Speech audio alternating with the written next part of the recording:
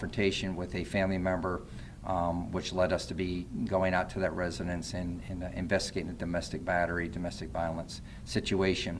Before the deputies were able to arrive at the residence, the suspect armed herself with a fillet knife with an 8-inch blade and fled on foot into the residential neighborhood.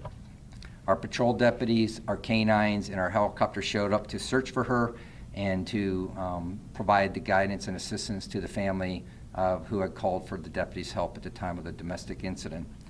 Approximately 2 hours later, the suspect emerged from the wooded area near Dyer Lane and Corey Road, holding a knife to her throat, where she confronted two of the deputies who were still there on the scene, a sergeant and lieutenant who were still there with the patrol deputies canvassing the area, searching for her as she is out in a residential neighborhood with a knife and has a propensity for mental health issues that we learned during that time into some forms of violence. So as they're there at the scene, they're able to contact her. She comes out of the woods.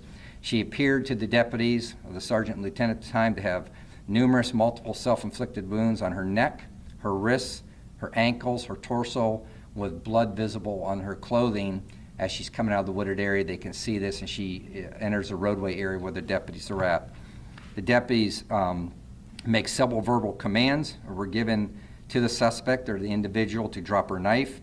She continued to approach the deputies while they're giving verbal commands, and they're retreating and moving backwards, looking for tactical situations and for an opportunity. The suspect ignored all the commands, and she's dialoguing back with them, making numerous threats to them and to her about herself and to them. And she continued toward them, repeatedly telling them that she wished that they would effing shoot her. She took the knife from her neck and pointed it outwards towards the deputies and continued to move forward to them as they're retreating.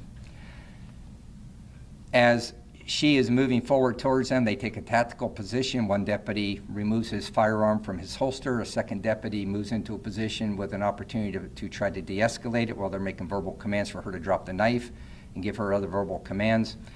And they're retreating.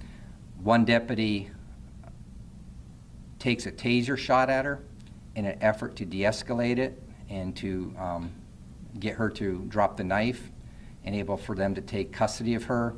The taser deployment was not effective, it did not work, and she continued forward, and the second deputy discharged his firearm and struck her and killed her at the scene. Deputies immediately provided CPR to her, waiting for the EMS to come, and she was pronounced deceased at the scene. The suspect in this case is identified as 63-year-old Adrienne Stevenson. Ms. Stevenson has a long history of mental illness with violence.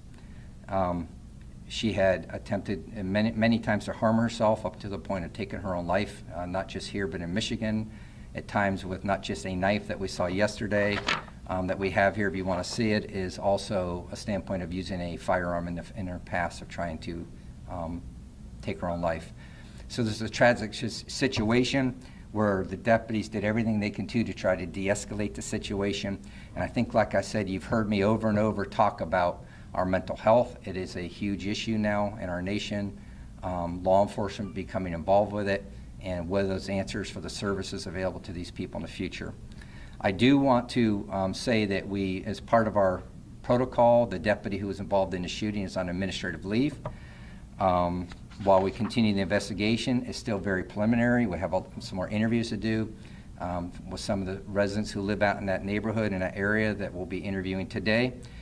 We do have a video from the helicopter that if you want to see it, we will show it to you. We want to remind the media that the family understands this situation. We have interaction with the family, the long-term mental health issues that this lady had, and their continuing desire to try to deal with it.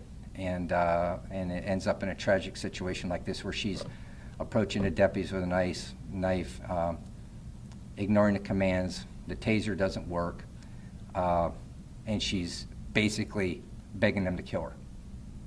And so we have the video. If you want to see the video, we'll be more than happy to show it to you. One thing I would say is that I would prefer not to release the video until the independent review from the state attorney's office sees it. If you want to see it, I would ask that you please be sensitive with it, because the family understands this situation. This is not a social situation or anything. This is a personal situation with a family and a mother who has had mental health issues and subsequently lost her life as a result of a confrontation with law enforcement. So if you want to see the video, we're more than happy to queue up the video and let you handle it. And then if not, we're more than happy to take any questions, or I can answer any questions now if anybody has it. So if you want to see the video, we can show the video. Tim, I know you want to see the video. Well, yeah. not necessarily. Yeah, I know. Yeah. I know why. Yeah. I mean, I have some questions, though. You want me to ask them first? Well, if you want to see the video, then you can ask me any question you want to ask me. So is that okay with you? Yeah. Yeah, so let's go ahead and queue up the video, and then we're going to stop it. The deputies spent quite a bit of time rendering her first aid, but certainly you can see the video and see how law enforcement handles these type of situations. At the end of it, do we see the actual shot? We're going to let it run through that. We will. You'll see the taser deployment in the shot. Yeah. Okay. And you got the knife here too, Tim. You want that?